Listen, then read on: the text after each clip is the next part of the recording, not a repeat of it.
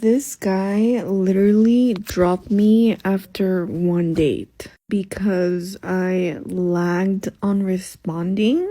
He said that I didn't show real interest in him from the beginning and that he's not playing games with me, that like I'm playing games and he wants no part of it. We went on one date. I told him that he shouldn't be assuming. Like, do I look like a player? Do I look like a player? What you doing, babe?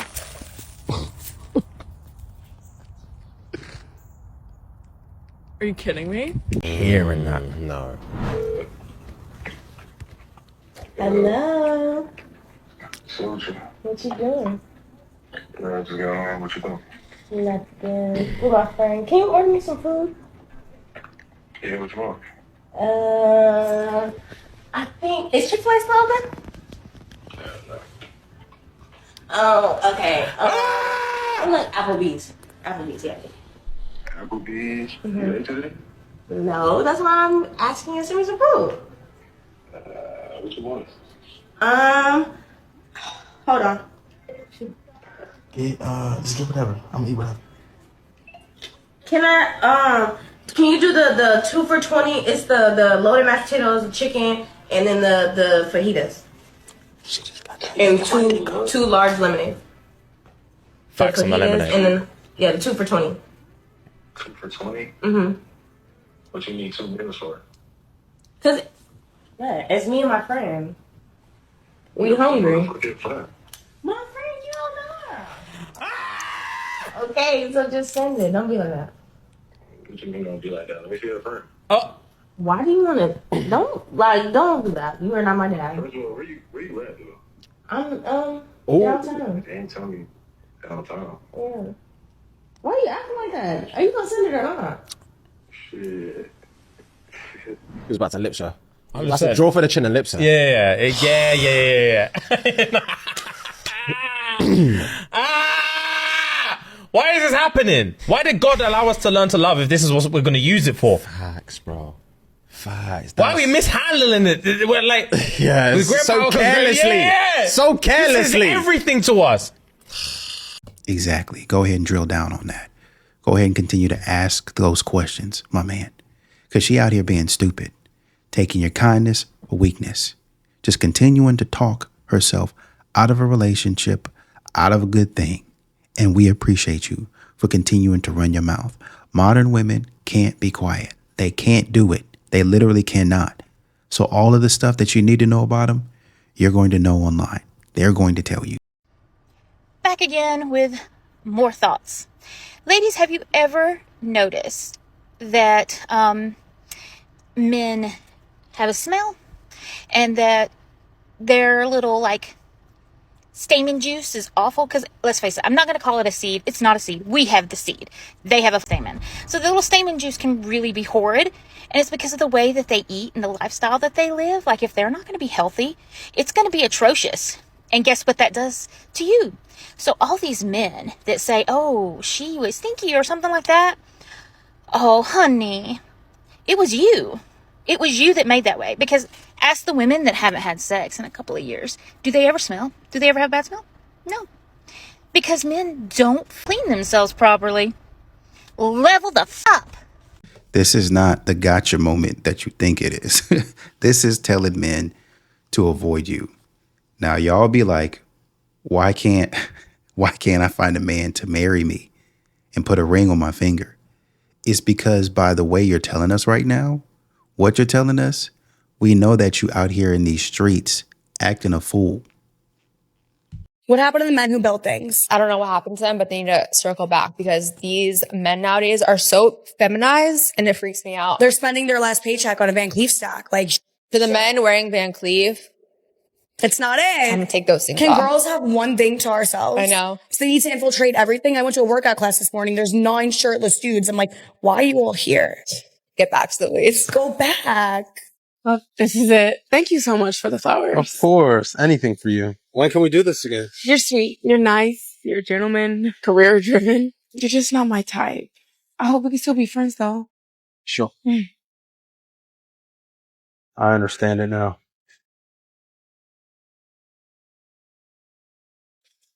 Wes? So, What are you doing here? I quit my job to pursue right. I ain't got a place to stay right now, so sell with it. Of course you can stay with me. Oh my god, what a baby. What happened to the men who built things? I don't know what happened to them, but they need to circle back because these men nowadays are so feminized and it freaks me out. They're spending their last paycheck on a Van Cleef stack. Like, For the men wearing Van Cleef, it's not I'm it. gonna take those things Can off. girls have one thing to ourselves? I know. So they need to infiltrate everything. I went to a workout class this morning. There's 9 shirtless dudes. I'm like, why are you all here? Get back to the leads. Go back. Well, this is it. Thank you so much for the flowers. Of course, anything for you. When can we do this again? You're sweet. You're nice. You're a gentleman. Career driven. You're just not my type.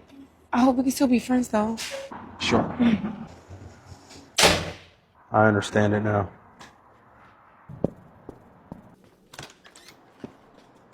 Wes? So, What are you doing here? I quit my job to pursue right. I ain't got a place to stay right now, so sell with it. Of course you can stay with me. Oh my god, what a baby. Excuse me? Can I sit here real quick? Yeah. Okay, cool. Thank you. Welcome back, Sigmas and Alphas. And in today's tutorial, I'm going to teach you how to get a girl's number. Step 1. Start a friendly conversation. Approach her with a genuine smile and start a casual conversation. Remember, you're trying to find the first link, so keep going. Hey, how you doing? Hey, What's your name? my name is Bree. Bree? My name is Jalen. Okay. Step 2. Build a connection. I know you don't really give up her hobbies, dreams, or aspirations, but still, share a bit about yourself and find something you both like. What do you like to do? Come to school just like you. I don't go to school. I snuck in. Don't tell nobody. I play sports. I don't play sports. I like to do hair. You could do my hair? Possibly can. Okay, cool. Step 3. Read the situation. If she doesn't look like she wants to be talking with you, that means she wants you even more, King. Watch how she reacts. If she's smiling and chatting back, she's probably into the conversation. You don't like this conversation we having? You need a tutorial? Yeah, I don't know how to really talk to Or people. introvert? You want me to show you? Yeah. Hey, What's how going are on? you? What's your name? Jalen. Hey, Jalen. I'm Bree. Let me follow step 4. Step 4. We're almost there, King. Now, ask for her number confidently. I get your number? So I can't get your number? No. Please? But he followed it to a T. Where'd you go wrong, bro? So we just left the gym. We did arms. Oh, we did arms. Anyway, the point of this story is that some guy, I noticed him looking at me. And my sister made a face as a joke. Because when you were walking by the Stairmasters, you made a face how you're like, "Pelaste los ojos." So I thought he was going to come up to me, but he probably got scared. We get to the car. He comes. My sister's driving, so I'm on the passenger side. And he's like, put that window down. He's like, "I'm Darius." And I was like, "Oh, I'm Lala." I shake his hand. He goes, "Oh, what's your ethnicity?" I think that's my Instagram. I was like, "What's my Instagram?" He's like, "No, what's your ethnicity?" And I was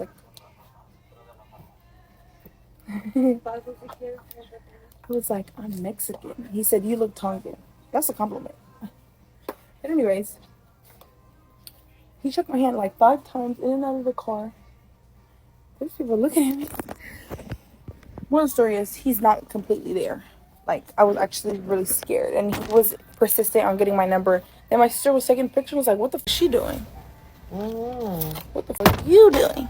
What's funny to me about this video is that she said they did arms, and then she proceeded to show her behind. Someone on Instagram was hating on me, and a girl commented back to him and was like, "Do you not see Gabby's man?" The man in question. She was like, "Yeah, no, he's hot as." I was like, "Dali." All the girls in my comment section were calling you hot as hell. Oh, thanks, ladies. Comment basically was like, "Find self-love, like you're searching for attention," and she was like, "No, ma'am. Her man is all that. She don't need attention." She's right. Look at how cute he is. God. I'm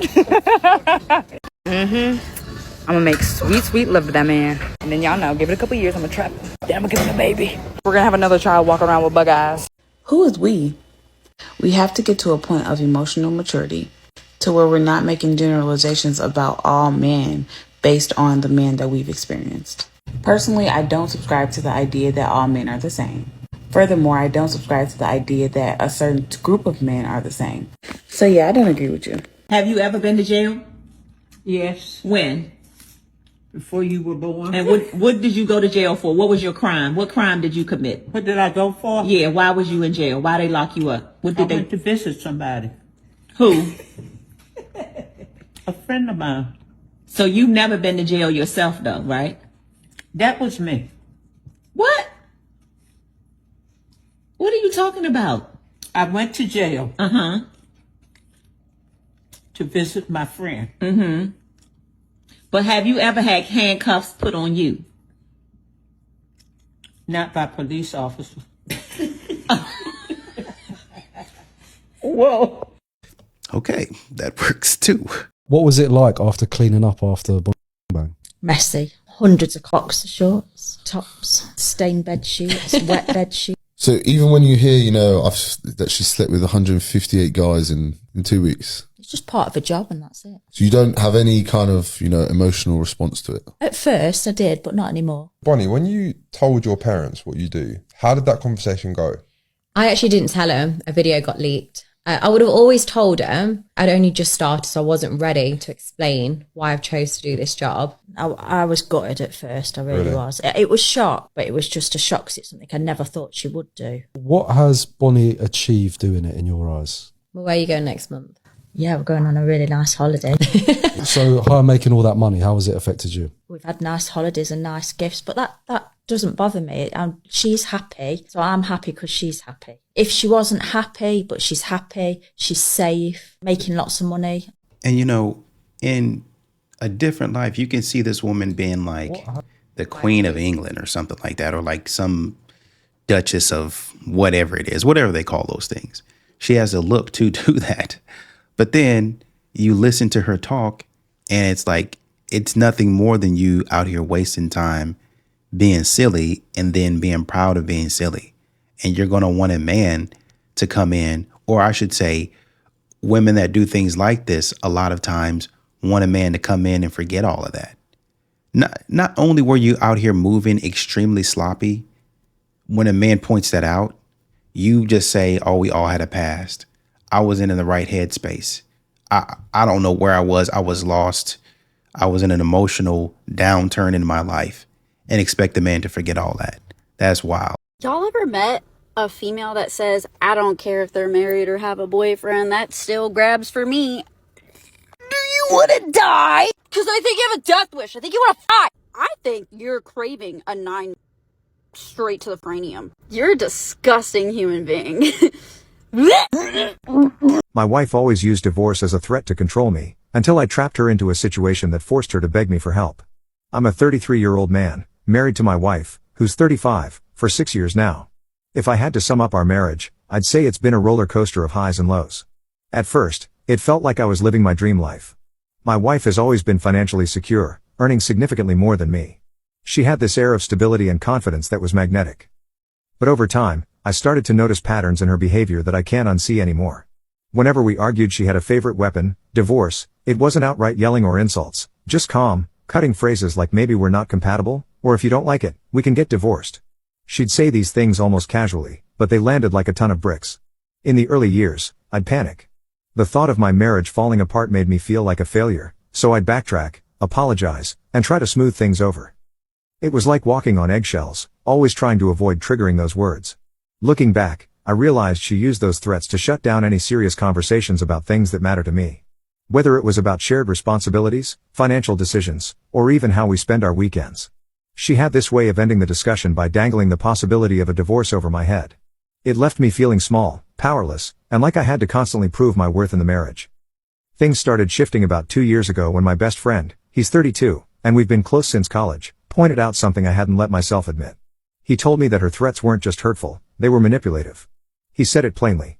She wasn't just frustrated during arguments, she was controlling the narrative. It was like a light bulb went off in my head. For years, I thought I just wasn't trying hard enough to make our marriage work. But the truth was, she had no intention of meeting me halfway. She was using her financial position and those threats to keep me in line. That realization was a turning point. I started taking small, quiet steps to protect myself. I opened a separate savings account that she doesn't know about. At first, it felt sneaky, but then I reminded myself that it wasn't about hiding money. It was about having a safety net. I didn't know what I'd do with it, but I knew I needed options. Last year, I got a promotion at work, and you'd think she'd be happy for me. Instead, she acted like it was a personal attack. She started making little comments about how I was getting too independent or focusing too much on my career. It was subtle at first, but it escalated. She'd roll her eyes when I talked about work and dismissed my achievements like they didn't matter. I tried ignoring it, but it was obvious she didn't like that I was coming into my own professionally. I'm telling you, man, these women are bad actors. They're manipulative, emotionally unstable, and they're expecting a man to do the things and be the things that they're not. She's trash. She knew she was trash and continued to be trash. One time I was chilling at my Sneaky Link's house and we hear this car pull up in the driveway. His eyes got big and he looked out the window and to his surprise, it was his wife. He was in a panic and he was like she was supposed to be gone for a couple more days. So he moved his lamp out of the corner in his living room and he took the lampshade off. Then he gave me the lampshade and told me to go stand in the corner and pretend I was the new lamp.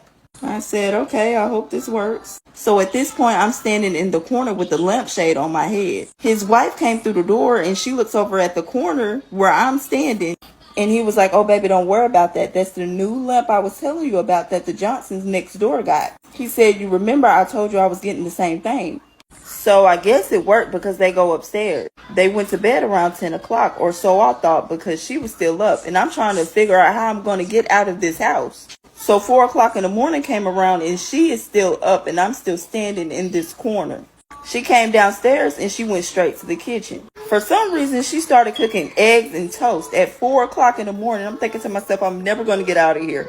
After she get done cooking, to my surprise, she come and bring the plate to me. And she gave me a glass of orange juice. She said, here, you should eat something. I took the lampshade off my head and I'm looking confused. But then I said, I am so sorry. I did not know this man was married. She looked at me, she said, relax, girl. I stood in the corner at the Johnson's house for about 3 days and nobody even offered me a water. Eventually, most women seem to want to have a family, and they might eventually despair of being able to get that from the most attractive man, either because that man sees that woman as exceedingly expensive because of the opportunity cost it would require to devote himself exclusively to her and raising a family with her, or that she's not sufficiently attractive for him to do that. Like, that's the truth of the situation.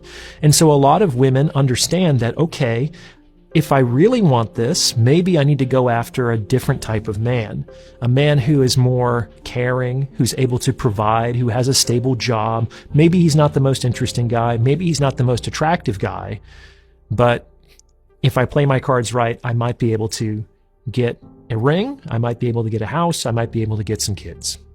Really sounds like a more elegant way to say that you spent your best years messing around, and then when you grow a little bit older, now you want to have a family, the whole 9 yards, kids, all that stuff, dogs, cats, yada, yada, yada.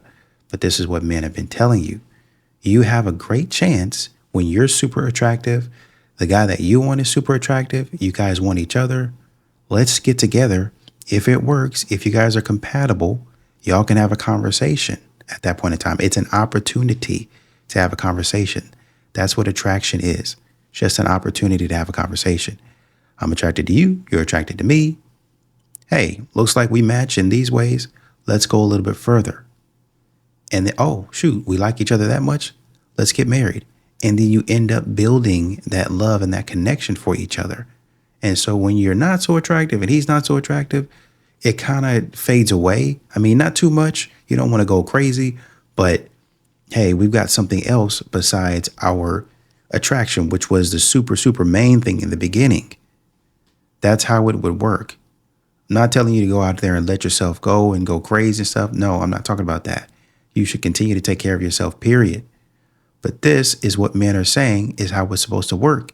But what y'all be doing is like, oh, I got an attractive guy, attractive guy, attractive guy. He wants me, he wants me. Oh, man, I had a guy that was a millionaire and he was attractive, but I also got a professional athlete. how far could I go? At these rates, with these numbers, with these results, I might be able to get the president of the United States. And you go for like 10, 15 years. And finally, around year 10, you're like, oh man, well, maybe not the president. And then you're going for the next 2 to 3 years. Oh, maybe not the athlete. And then the next 2 to 3 years, oh man, well, maybe not the millionaire guy that I thought was attractive in the first place. And oh man, maybe not the guy that making 6 figures. Oh, well, maybe not. Maybe I'm just good enough for the average guy. Oh man, I don't want to settle. Maybe I'll just be single for the rest of my life. Exactly, because you wasted your time.